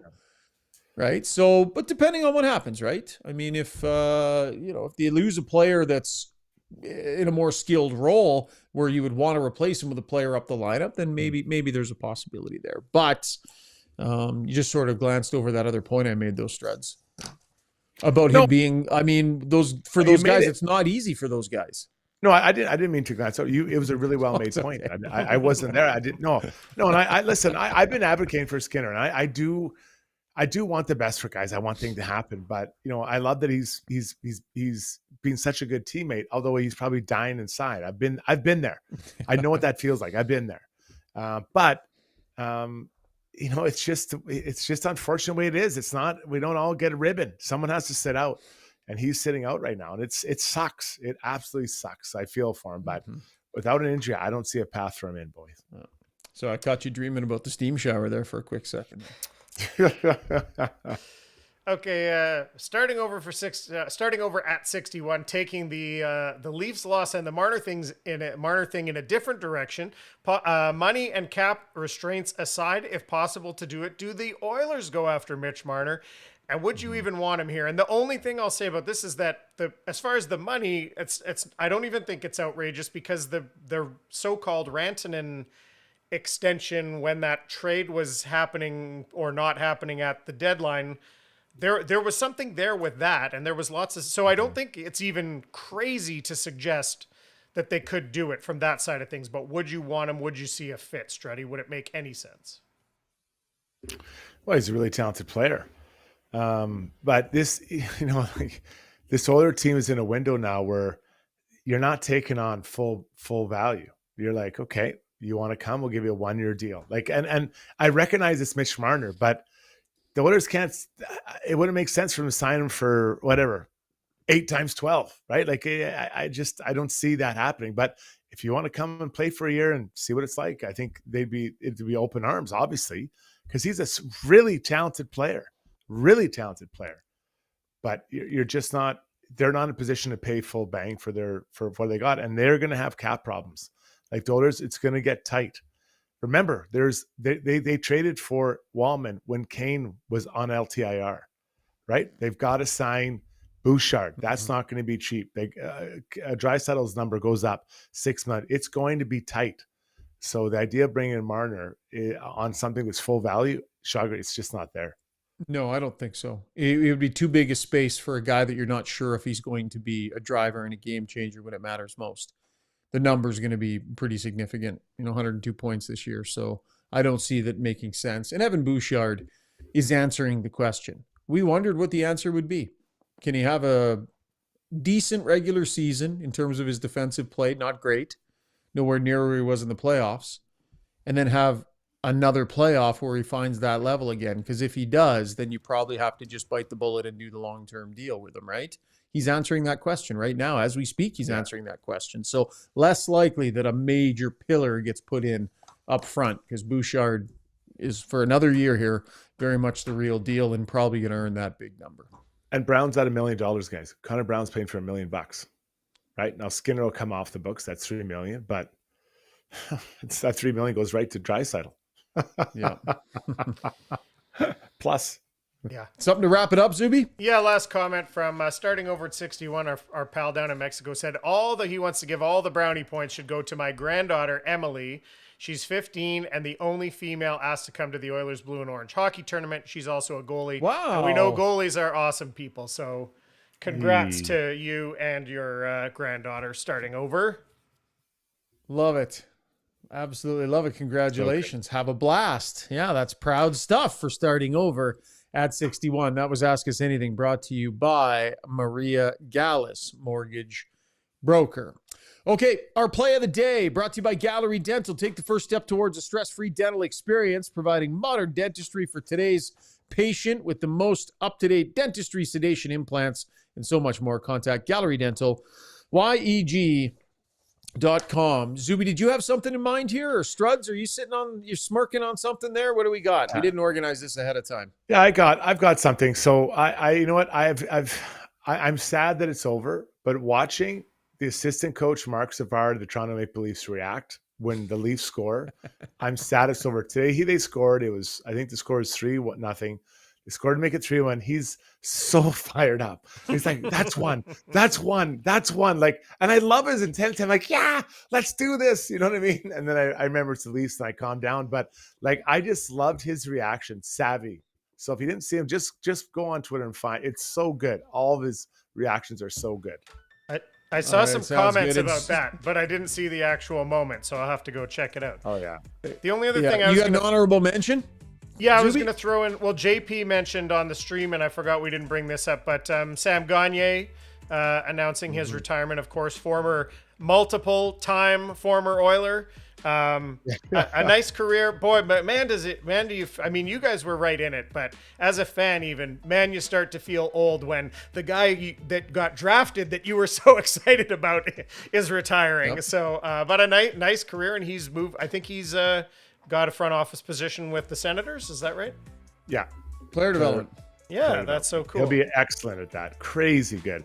And actually, I texted him the other day and said, look after the stay-at-home defenseman. Be gentle with them. Develop them well. Yeah. I was there the day he got drafted, was there his first practice with the Oilers. Couldn't believe he made the team at that age. Holy smokes.